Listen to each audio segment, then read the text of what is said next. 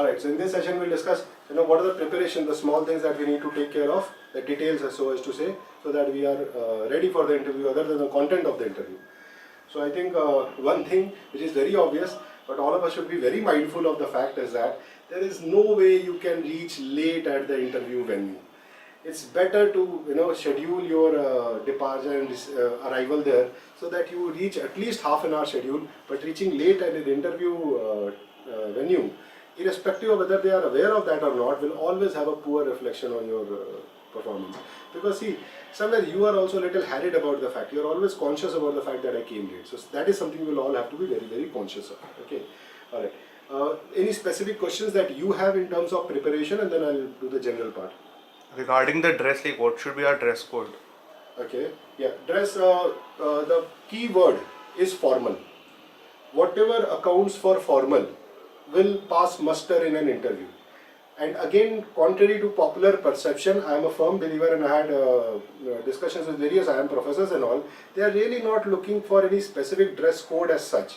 Whatever would look good, would qualify as formal is good enough. For example, say for males, a light colored shirt, which can be a white shirt, a light blue shirt, a light pink shirt, will all do. A dark colored trouser will do. Belt has to be there. I am a firm believer that you should always wear a tie, because you are going for a formal occasion, so you need to respect the forum, respect the overall context. So at least minimum there, I think you should always have a tie. And if you are, see again, from the classical school of thought, a blazer or a suit or a jacket is also almost compulsory. But I think in India we can do without that, but at least a tie is required. Dark colored shoes, I would prefer black shoes. If you don't have a choice, I don't think it really matters if you go for a maroon shoe or something, but I think ideally a black color shoe. For females, I think the conservative dress or the Indian dresses, sari is the most safest way, most convenient, or even salwar kameez will do, and business suits and all are absolutely acceptable if you are comfortable with that. And see, what I suggest here is a small pointer, say for males. If you are not in the habit of wearing tie, which anyone who is not working, and even if you are working, particularly in IT firms and all, you are any which is not in the habit of wearing a tie. So it would do you good, maybe if you try it out one or twice in your practice sessions and all, or even at home. Because when you wear a tie, and if it doesn't fit you well, speaking with a tie and an ill-fitting tie is very difficult to do. So it's always better to have a little bit of rehearsal regarding that, wear a tie and try to speak in a GD and all, so that helps. And generally when you wear formals, I've seen it in many students, somewhere their demeanor changes, their whole disposition changes, they just become a little too conscious of themselves. So maybe if you do it 2 or 3 times before you actually go for an interview, if you can afford to do that, if you have occasions for to do that, I think that will help. So one question. Yeah. Is, does the color of the suit need to be black, and is there a preferable color for that? No, I don't think so. There is any preferable color as such for that. Black and blue are the most acceptable colors as far as the suit, blazer or jacket goes. And normally you should avoid dark other colors like say red or purple. What about grey? Even grey will do. See, overall, I think the overall impact has to be formal, official. As long as you look formal and official and not flashy. See, if you ask me, I would prefer to be in a form of clothing where I don't stick out like a sore thumb. My clothing should be more something which people are able to ignore rather than it becomes center of attention. As long as I achieve that, I think I've done with my clothing part. I should not worry about it. So I think there goes the clothing. Any more questions as far as dress code is concerned? I think generally you should just keep a few things with you when you go for the interview. Extra comb, maybe a rag, a piece of cloth to clean your shoes. These kind of things. Maybe an extra shirt. Unfortunately, if some accident happens on your way through. So these are small things that you should be a little mindful of. When you go for an interview, not to take a risk, unnecessary risk. If we are wearing a watch, should it be a simple one? It doesn't really matter. Too flashy a watch, the only risk is they might end up asking questions about it. And you don't want them to ask anything which is not related to your interview. Unless and until you've actually designed the whole question. You actually wore a watch which will prompt them to ask a question. Maybe you will get points for smartness. So maybe that may help. But I would advise against it. Ideally, you should just feel comfortable in whatever you do. See, the only caution I will suggest, the only thing that I will suggest for you to is that, because most of you are freshers, so sometimes it so happens that, our general disposition, so to say, our clothing or the way we carry ourselves, maybe is a little too casual. So in an effort to being ourselves, in an effort to be natural, we sometimes don't present ourselves as too formal or official. The problem with that is that, it just looks a little disrespectful to the whole occasion. So as long as we fit in terms of our clothing, I think that will do.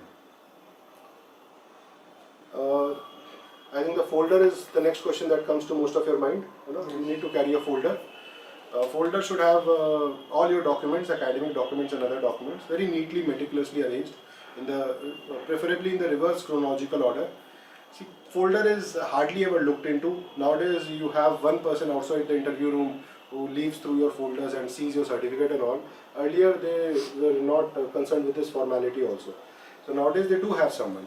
But say in an interview room, I rarely, if ever, they will ask for a folder or they will go through your folder and all. But the point is, one, you need to carry it because it's almost like part of the dress code, right?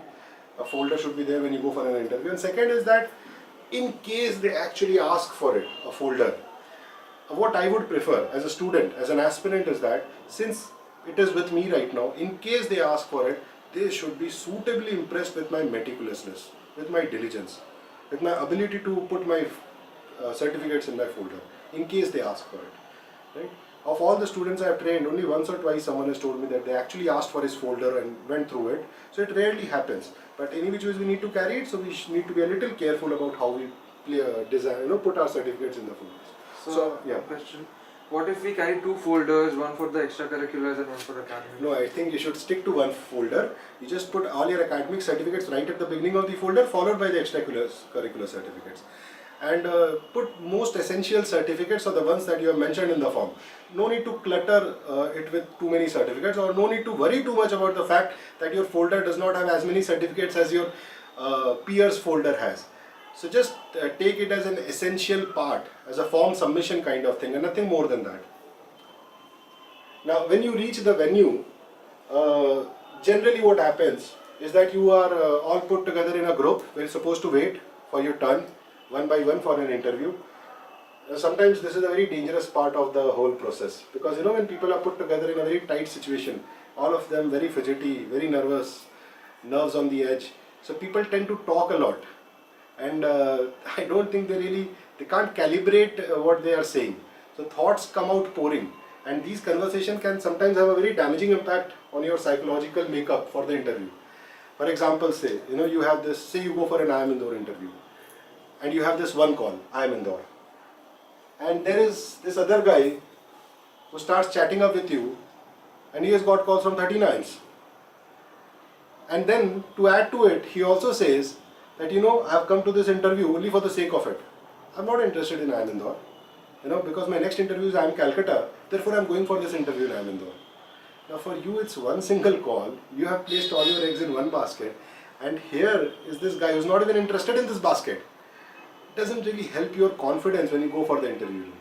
So ideally in these kind of situations, my suggestion would be avoid any kind of conversation. Just sit tight, be ready, go through your answers in your mind or something, and avoid such conversation. And what you have to understand more than anything else is, say, talking about this particular specific conversation, when people talk about these things, you have to understand that every institute, every MBA college in this country is absolutely autonomous and independent in its selection procedure. Whether you have got a call from IIM Indore or IIM Kozhikode or IIM Shillong or IIM Ahmedabad has absolutely no bearing, no effect, no influence on your chances of being selected in any other institute. Right? So somewhere 13 calls or one call, it makes no difference. And in terms of probability, maybe we have done too many classes of probability, so we get carried away by that. But it does not really have any impact at all.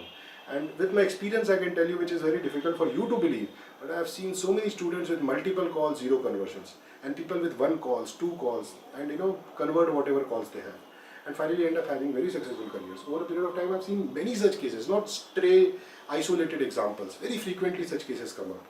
So it's not something you should worry too much about, right?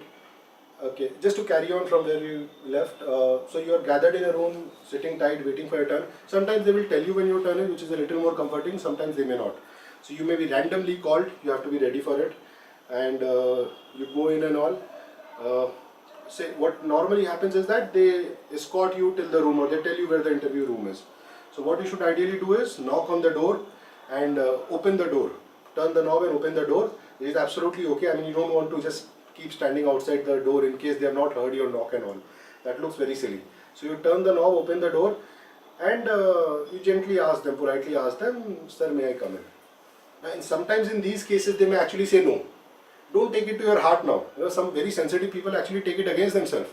But right at the very beginning they have a prejudice against me. The first time I asked them to come in, they said no. It has got nothing to do with you. Maybe they are assessing the previous candidate. They just need more time to go through your form maybe, or something like this. Maybe they just want to have a tea break. So when they say no, you just wait outside and they'll call you again. Alright? Okay. If they say no, should we say sorry and then close the door? Yeah, that's okay. You can say sorry and whatever and close the door. That part is okay. I don't think that part will be included in your interview. That is before and after. In case.